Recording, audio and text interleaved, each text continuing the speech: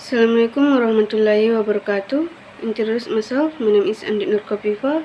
So today I will explain about the middle of history of English.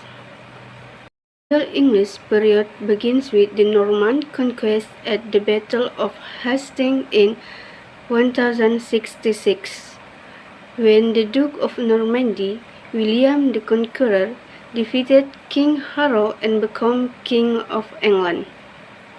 The Norman invasion England in 166 brought France into England.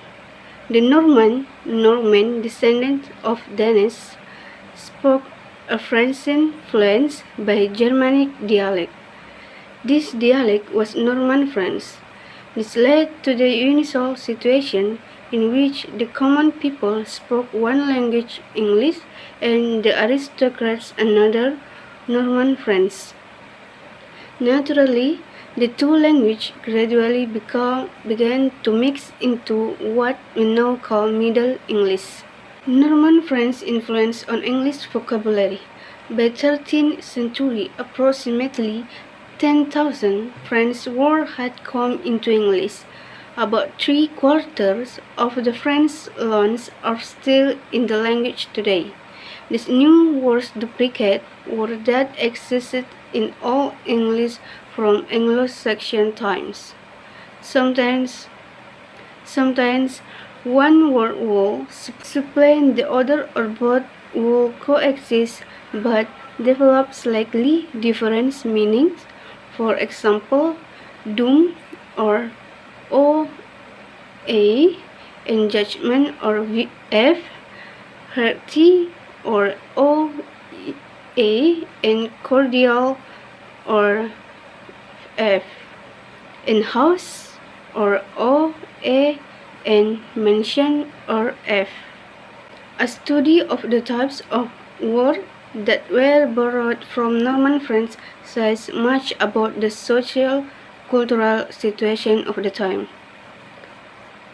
The vast majority of the borrowed words belong to the spheres of court, administration, law, the army, the courts, art, literature, medicine, and the science.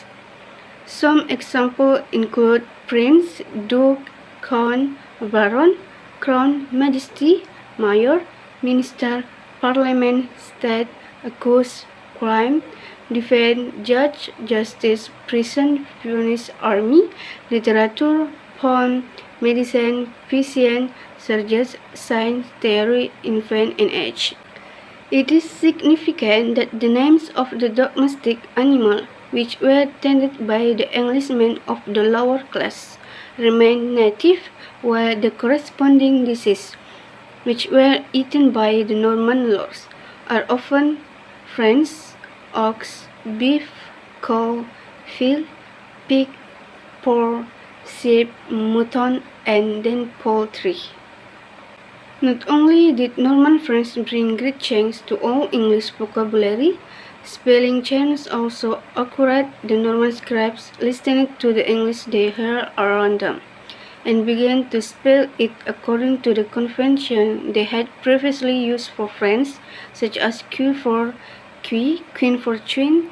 The scribes also introduced KH instead of H in such words as night and enough, and CH or instead of C in such words as church.